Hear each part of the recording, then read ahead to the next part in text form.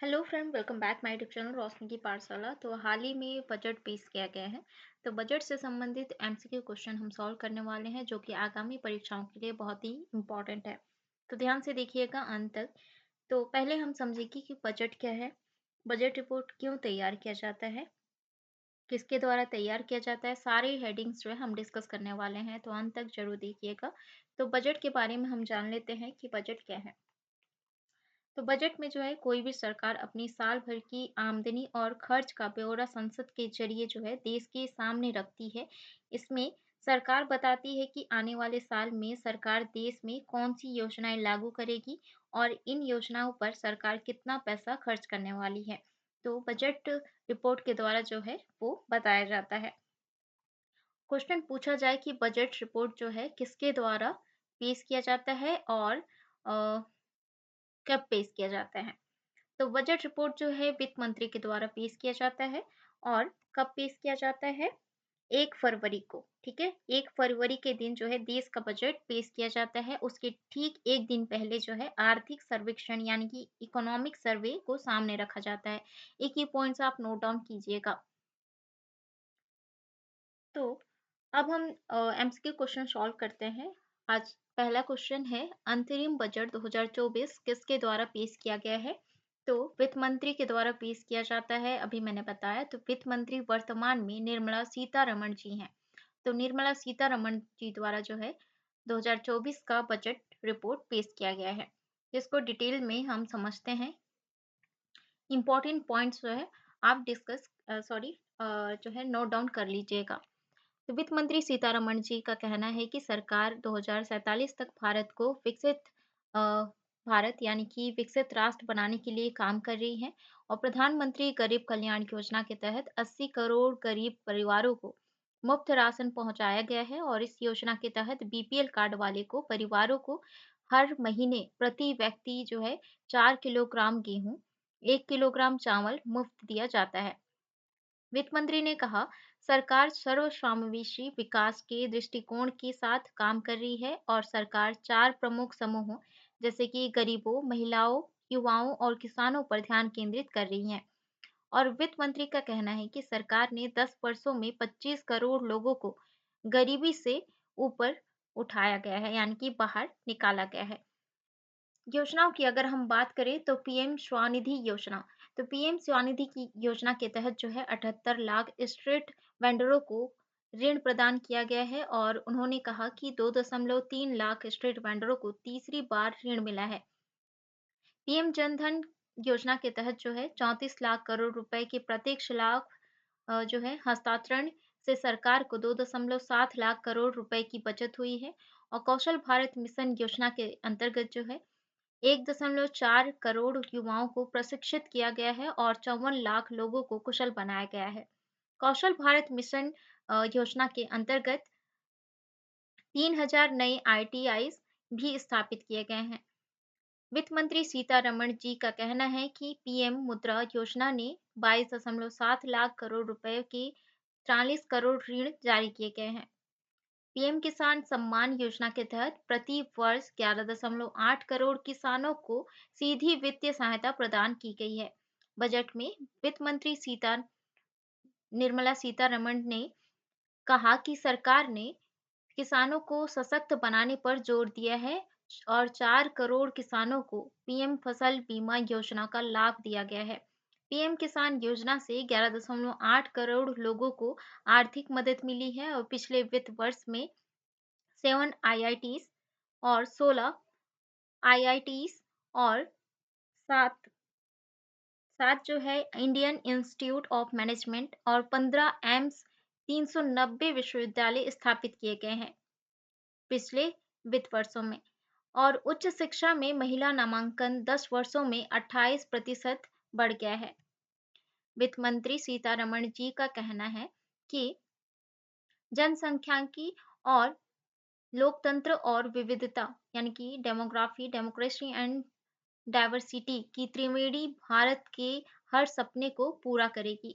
प्रधानमंत्री आवास योजना कोरोना की चुनौतियों के बावजूद जो है ग्रामीण क्षेत्र के जो है 3 करोड़ घरों को बनाने का लक्ष्य सरकार ने प्राप्त कर लिया है और अगले 5 वर्षों में 2 करोड़ और घरें बनाने का काम पूरा किया जाएगा। देश के 1 करोड़ घरों को सौर ऊर्जा के जरिए 300 यूनिट बिजली मुफ्त दी जाएगी और इस बार के बजट में रक्षा खर्च को 11.1% बढ़ाने की बात कही गई है। हालांकि इसका बड़ा हिस्सा जो है पेंशन और सैलरी के लिए होगा।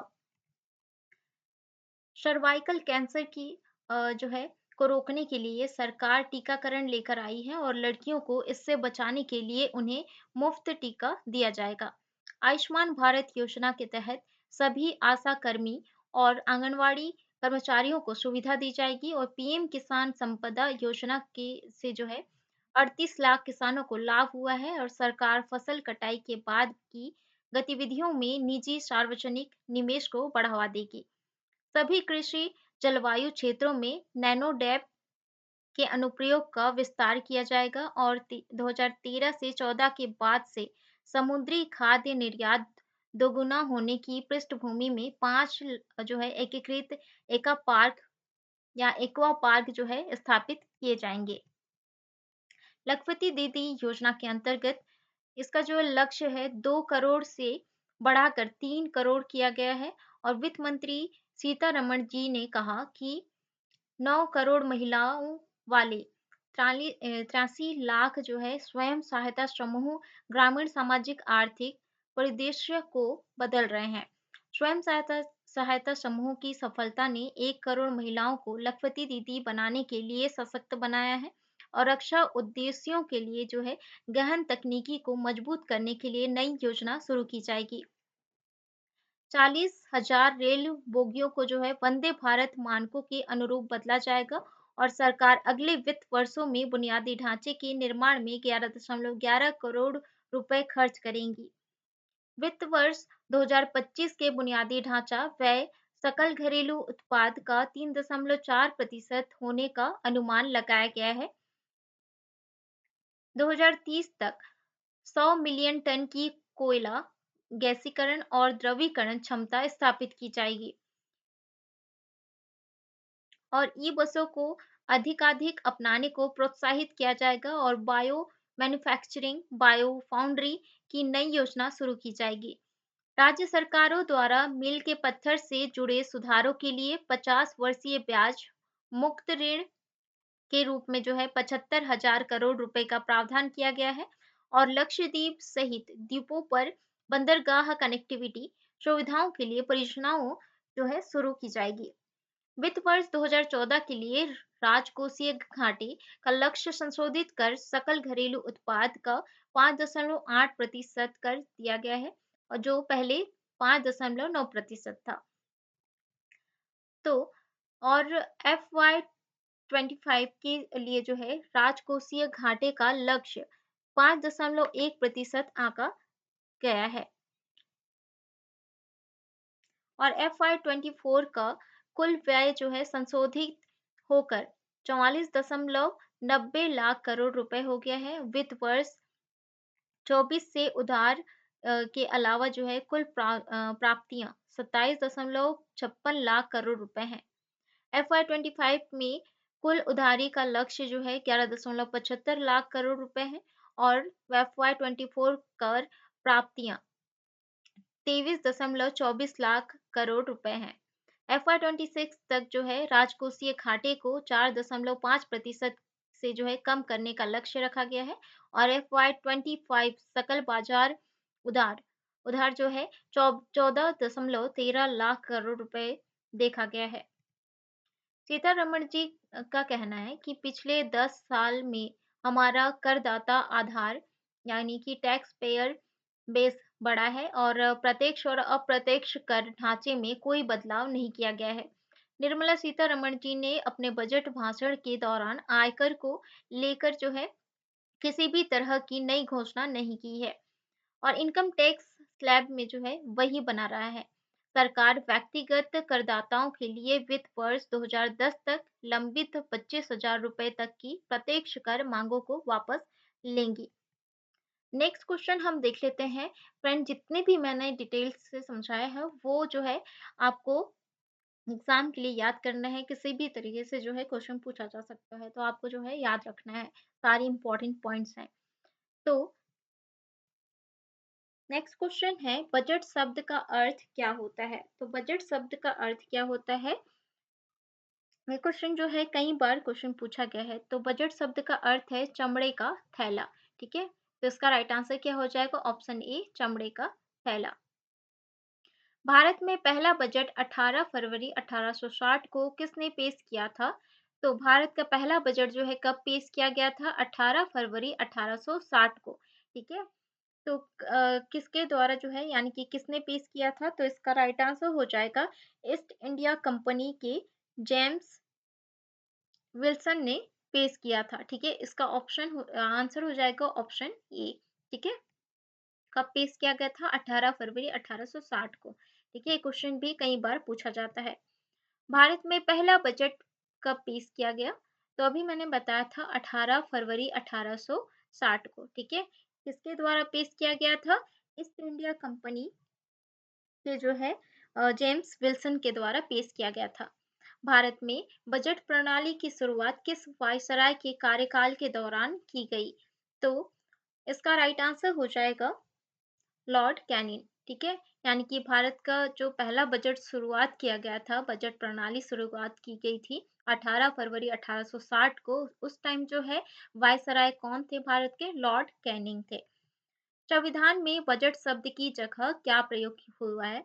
तो संविधान में बजट शब्द की जगह पे क्या प्रयोग किया गया है? क्वेश्चन भी कई बार पूछा गया है। तो एनुअल फाइनेंशियल स्टेटमेंट यानी कि वार्षिक वित्तीय विवरण, ये जो है दोनों जो है बजट शब्द की जगह प्रयोग हुआ है संविधान में। संविधान में बजट शब्द की जगह क्या प्रयोग हुआ है? अभी मैंने बताया। तो वार्षिक वित्तीय विवरण का प्रावधान भारतीय संविधान के किस अनुच्छेद में है? तो भारतीय संविधान की जो है किस अनुच्छेद में है वार्षिक वित्तीय विवरण? तो इसका राइट आंसर हो जाएगा अनुच्छेद 105। ये अनुच्छेद अनुच्छेद 105 के अंतर्गत जो है वार्षिक वित्तीय विवरण का प्रावधान है। किस वर्ष सर विलियम एक वर्थ की जो है अध्यक्षता में ईस्ट इंडिया कंपनी हाँ, ईस्ट इंडिया कंपनी के द्वारा जो है रेलवे कमेटी या एकवर्थ समिति की सिफारिशों पर सामान्य सरकारी वित्त के रेलवे वित्त को अलग कर दिया। तो कब कर दिया गया था अलग रेलवे वित्त को? तो इसका राइट आंसर हो जाएगा 1965, ठीक है? 1965 को कर दिया गया था। थोड़ा सा बढ़ गया है, ऑप्शन सी इसका राइट आंसर है 1965, ठीक है? भारत का केंद्रीय बजट और रेलवे बजट किस वर्ष में विलय किया गया? तो पहले जो है अलग किया गया था। कब किया गया था अलग? 1965 को अलग किया गया था, ठीक है? उसके बाद जो है फिर से विलय किया गया भारत का केंद्रीय बजट और रेलवे बजट को, ठीक है? विलय कर दिया एक साथ, ठीक है? एक साथ पेश किया जाता है। तो 2018 में जो है विलय कर दिया गया था केंद्रीय बजट और रेलवे बजट, ठीक है? क्वेश्चन भी जो है कई बार पूछा गया है। कौन सा मंत्रालय बजट तैयार करता है? तो कौन सा मंत्रालय जो है बजट तैयार करता है? वित्त मंत्रालय। वित्त मंत्रालय के द्वारा जो है प्रतिवर्ष बजट रिपोर्ट जारी किया जाता है। स्वतंत्र भारत का पहला बजट किसने पेश किया था? तो स्वतंत्र भारत का पहला बजट जो है पंडित जवाहरलाल नेहरू द्वारा पेश किया गया था। स्वतंत्र भारत का पहला बजट आर के शनमुखन चेट्टी ने कब पेश किया था? तो इसका राइट आंसर हो जाएगा 26 नवंबर 1947 को, ठीक है? तो इसका राइट आंसर हो जाएगा ऑप्शन सी। निम्नलिखित में से कौन सा बजट भारत का पहला पेपरलेस बजट प्रस्तुति है? तो इसका राइट आंसर हो जाएगा ऑप्शन डी बजट 2018 से 19। संसद में कितनी बार पेपरलेस बजट को पेश किया गया है? तो संसद में 4 बार जो है पेपरलेस बजट पेश किया गया है। भारत की पहली पूर्णकालिक महिला वित्त मंत्री कौन है? तो इसका राइट आंसर हो जाएगा इंदिरा गांधी। भारत की पहली महिला वित्त मंत्री कौन है? तो भारत की पहली महिला वित्त मंत्री जो है इनमें से कोई नहीं है। बजट में क्या होता है? तो बजट में जो है क्या होता है? सरकार की आमदनी और प्रस्तावित योजनाओं पर होने वाले खर्च का विवरण होता है, या फिर सरकार की कमाई और खर्च का ब्यौरा होता है, या मंत्रालयों को जो है उनके खर्च के लिए धनराशि का आवंटन होता है। तो इसका राइट आंसर हो जाएगा ऑप्शन ए, सरकार की आमदनी और प्रस्तावित योजनाओं पर जो होने वाले खर्च का विवरण किया जाता है बजट में। ठीक है, जो मैंने अभी इतना सारा पॉइंट्स जो है डिस्कस कराया था उसके अंतर्गत जो है आपको देखने को मिला होगा, जितने भी योजनाओं में यानी कि भारत सरकार द्वारा जितने भी योजनाएं चलाई जा रही हैं उसमें कितने जो है पैसे खर्च हो रहे हैं उसको जो है उसमें विवरण होता है। ठीक है, नेक्स्ट हम देख लेते हैं लगातार छठवीं बार बजट पेश करने वाली पहली महिला वित्त मंत्री कौन बनी है? तो इसका राइट आंसर हो जाएगा इनमें से कोई नहीं। ठीक है, भारत में निम्न में से कौन सा बजट का प्रकार नहीं है? तो भारत में इनमें से कौन सा जो है बजट का प्रकार नहीं है? तो इसका राइट आंसर हो जाएगा घाटे का। ये जो है घाटे का जो है ये बजट का प्रकार नहीं है। ठीक है, भारत में शून्य बेस बजट का प्रयोग पहली बार किस वर्ष में किया गया था? तो इसका राइट आंसर हो जाएगा 1885 में। किसने भारत में सबसे लंबा बजट भाषण दिया है? तो इसका राइट आंसर हो जाएगा निर्मला सीतारमण जी ने सबसे लंबा बजट भाषण दिया है। ठीक है, ये आपको याद रखना है।